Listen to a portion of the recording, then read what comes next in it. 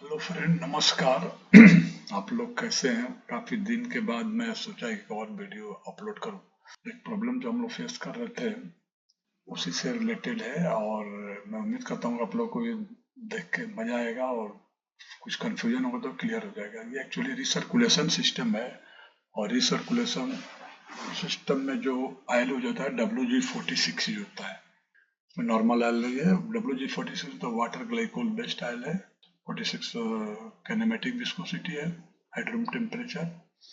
तो चूंकि ये वाटर बेस्ड फ्लूइड है तो इसके लिए सिस्टम भी थोड़ा हट के दिया हुआ है, तो मैं सोचा कि इसको डिस्कस कर ही डालूं।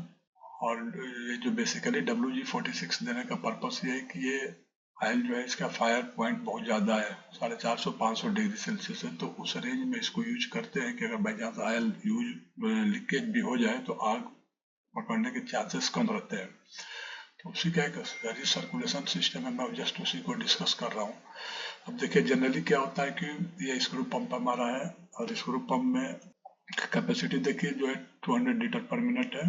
5.5 किलोवाट का मोटर है। आरपीएम जो है पंप का मोटर का 1500 है। और इसमें एक रिलीफ वाल्व ना देखें, ये एक चेक वाल्व दिया है। वो चेक वाल्व इसका क्रैकिंग प्रेशर 8 बार है। और ये सिस्टम, ये नॉर्मल सिस्टम जो है, यहाँ पे 2 फिल्टर लगे हुए हैं। ये फिल्टर 5 माइक्रोन का है। इसके लिए दिया हुआ है कि ये सर्वो वाल्व का सर्किट है, जिसके हमको नास बहुत अच्छा से मेंटेन करना पड़ता है। इसके बाद ये एक हीट एक्सचेंजर है, और हीट एक्सचेंजर के बाद ये एक और चेक वाल्व है। ये चेक वाल्व का क्रैकिंग प्रेशर 3 बार है।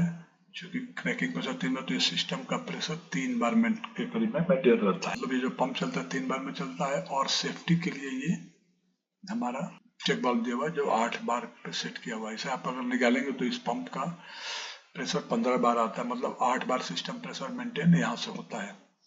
यही मेरा बताने का पर्पस ये था कि अगर आपको प्रॉब्लम आती है तो यहाँ पे आप 8 बार कैपेसिटी, 8 बार का रेंज का आप, और सेम फ्लो कैपेसिटी का आप एक रिलीफ वाल्व डाल सकते हैं। या अगर आपके पास रिलीफ वाल्व है, नॉर्मल सिस्टम में प्रॉब्लम आ रही है रिलीफ वाल्व में, आपके पास कुछ ऑप्शन नहीं है, उस कंडीशन में आप ये कैपेसिटी के मतलब क्रैकिंग बार जिसका 8 बार, 8 बार का आप चेक वाल्व डाल दें तो आपका सिस्टम काम करने लगेगा।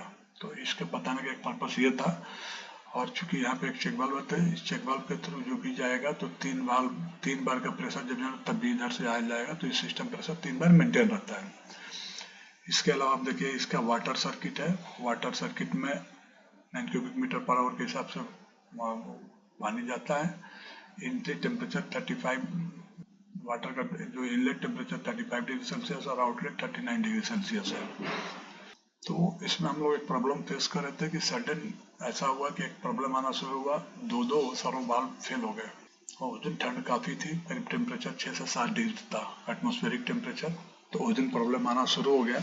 ये जो हमारे 6 स्टैंड का कास्टर है उसमें लगे हुए हैं, तो 6 में से 2 वाल्व बंद हो गया सडन। तो चूंकि अब नॉर्मल बिहेवियर था, तो इसलिए हम लोगों ने जब प्रॉब्लम फाइंड आउट करना शुरू किया तो हम लोगों ने क्या पाया, मैं उसी को एक्सप्लेन कर रहा हूँ। Here we facing a hydraulic system problem during winter season. Temperature was as much lower temperature, atmospheric temperature at 6 degrees Celsius to 7 degrees Celsius. We have a hydraulic system where we are using water-based glycol WG46. We were facing a problem of servo valve pressure. One day, 2 valves started misbehaving at a time. When we started to find out problem, we found the oil temperature was less due to atmospheric condition. First of all, we partially फिर find out करना शुरू किया तो देखा कि temperature काफी down होता, क्यों ना पहले हम पार्शियली वाल्व क्लोज करें। तो जो वाटर सर्कुलेशन सिस्टम का वाल्व था उसको हम लोगों ने पार्शियली क्लोज कर दिया। पार्शियली क्लोज करने के बाद दोस्तों ऑब्जर्व, जब टेम्परेचर राइज होना शुरू हो गया तो हमारा जो सिस्टम था फिर से चालू हो गया, मतलब दोनों वाल्व चालू हो गया। Started increasing again, we started the system and found normal operation. We studied the hydraulic circuit and found there is one on a valve for water line or circulation, the recirculation system. In setting was checked for different line and observed as tank oil temperature setting as minimum 35 degrees Celsius, maximum 44 degrees Celsius.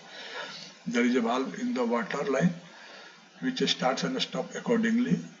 System tripping temperature is 48 degree Celsius, जबकि normal oil में temperature जो रहता है 60 degree Celsius रहता है। इसका 48 degree है। और मिनिमम वाटर का जो है सेटिंग 35 डिग्री से ऊपर, उसका ऑन ऑफ वाल्व जो दिया हुआ है उसका सेटिंग है। पंप स्टार्टर, पंप देखिए स्टार्ट करने का टेम्परेचर 25 डिग्री सेल्सियस। हीटर होना पर टेम्परेचर 25 to 30 डिग्री सेल्सियस। ये क्या है कि ये हमारा हीटर बाईपास था, बाईपास होने से टेम्परेचर ड्रॉप हो गया था। टेम्परेचर ड्रॉप होने से विस्कोसिटी बढ़ गई थी, विस्कोसिटी बढ़ जाने से वाल्व में प्रॉब्लम शुरू हो गया था। Generally the heater remains off in our country as it is build for those country where there is very cold weather. ये हीटर जनरली उस कंट्री के लिए रहता है जहाँ बहुत ज़्यादा टेम्परेचर, बहुत कम टेम्परेचर रहता है और फ्रीजिंग शुरू हो जाता है, वहाँ के लिए रहता है। अपने कंट्री में जनरली हम लोग बाईपास करके ही रखते हैं। और क्या है इसका रीजन क्या है? We paying less attention on hydraulic system during winter season. हम लोग ये मान के चलते हैं कि विंटर सीजन है, टेम्परेचर अच्छा रहेगा इसलिए प्रॉब्लम नहीं आएगा, टेम्परेचर कम इसलिए प्रॉब्लम नहीं आएगा। लेकिन यहाँ उल्टा हो गया, क्योंकि टेम्परेचर कम था इसके विस्कोसिटी कम हो गया। विस्कोसिटी कम होने से हमारा जो सर्वो वाल्व है बहुत ज़्यादा सेंसिटिव रहता है और उस टेम्परेचर मेंटेन नहीं रहेगा तो उसकी शिफ्टिंग, स्पूल शिफ्टिंग तो प्रॉब्लम होगा और इरेटिक बिहेवियर शो करने लगा। As it is water based hydraulic oil, so its temperature is less and it is 35 to 44 degrees Celsius. So we have a margin of 9 degrees Celsius only, 9 degree Celsius का margin है। जो हमें on valve है वो 44 पर on हो जाता है, पानी सर्कुलेट हो जाता है, 35 आने पे बंद हो जाता है। During summer season also we are careful to maintain the oil temperature within the given range, otherwise water will evaporate and oil, अब गर्मी में जस्ट उल्टा हो जाता है।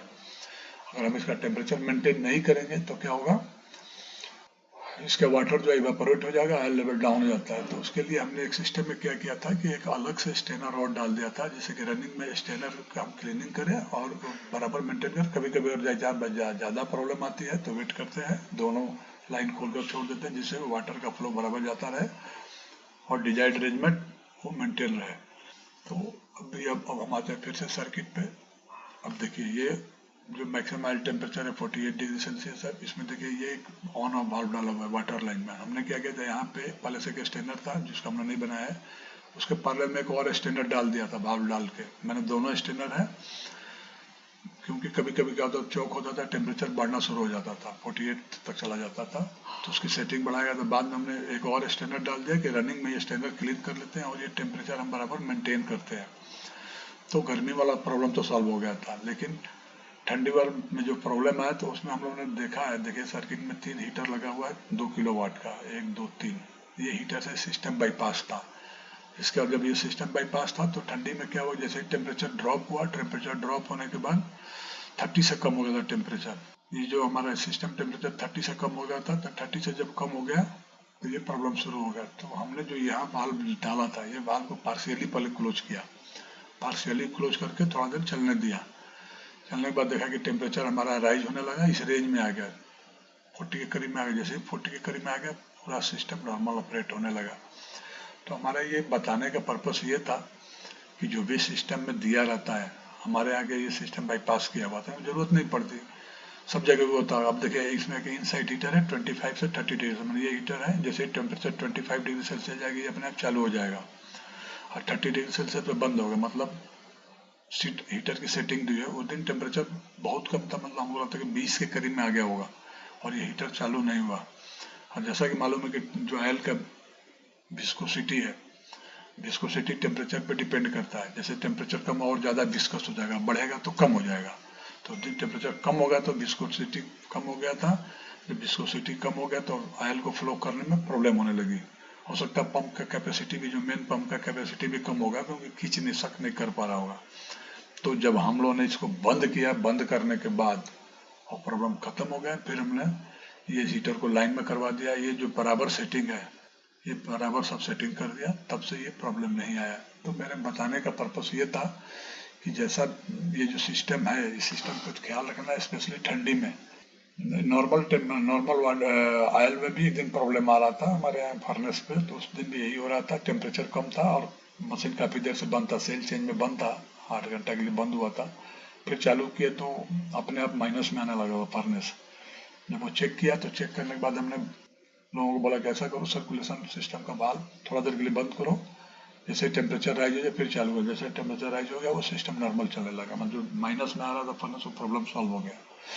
इसके अलावा मेरे को याद है मैं बाहर में था, सऊदी अरबिया में था, तो वहाँ पे भी बहुत बड़ा 40,000 लीटर का एयर बॉक्स का वो था, ऑयल टैंक था। तो उसमें भी ठंडी के सीजन में कभी अगर बंद होता था 12-16 घंटे के लिए, जब शट डाउन होता था, तो उसको उस सिस्टम को चालू ही रखते थे, मतलब सिस्टम चालू वाला उसका हीटर ऑन रहता था, हीटर ऑन ऑफ होता था, जिससे कि इमीडिएट स्टार्ट में प्रॉब्लम नहीं होती थी। और एक बार मैं महाराष्ट्र सिमलस में भी था, तो वहाँ पे भी एक प्रॉब्लम आ रही थी। वहाँ पे भी एक थ्रेडिंग मशीन था, थ्रेडिंग मशीन में लुब्रिकेशन का प्रॉब्लम आ रहा था, फ्लो स्विच एक्टिव नहीं होता था। तो वहाँ भी क्या करते थे कि हम तुरंत चालू बंद करके सर्कुलेशन सिस्टम बंद कर देते, बंद करके चालू करते थे, तो ये प्रॉब्लम खत्म हो जाता था। तो मेरे बताने का पर्पज था कि जो सिस्टम में दिया हुआ है उसको आप लोग अपडेट रखें और रखें। नहीं मालूम है कब टेम्परेचर कितना डाउन हो जाएगा या बढ़ जाएगा, तो ये एज पर सिस्टम चलना चाहिए, तो आपका सिस्टम हेल्दी रहेगा। तो ये सेशन मैं ख़त्म करता हूँ और मैं उम्मीद करता हूँ कि आप लोग को ये मज़ा आया होगा और ये समझ में भी आ गया होगा कि इस रिले बल्ब के बदले में ये कैसे काम करेगा, इसको रिप्लेस कर सकते हैं रिले बल्ब से। तो इसके साथ ही मैं आज ख़त्म करता हूँ। Thank you very much.